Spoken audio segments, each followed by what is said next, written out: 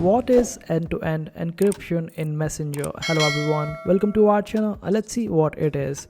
Basically, it gives you additional layer of security while chatting with someone, as it encrypts your messages that you send and the receiver will be able to decrypt these messages.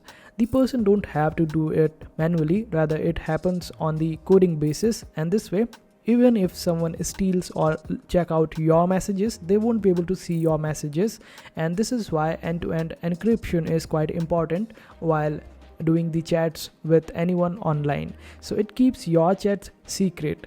And if you want to turn it on Messenger, just simply go to your privacy and safety settings. Then you would be able to find the end-to-end encrypted chats. Then click on security alerts, and over here you can just simply turn it on in order to use it. And this is how you do it. I hope this video was helpful. Make sure to hit that like button and also subscribe to our channel for more helpful videos.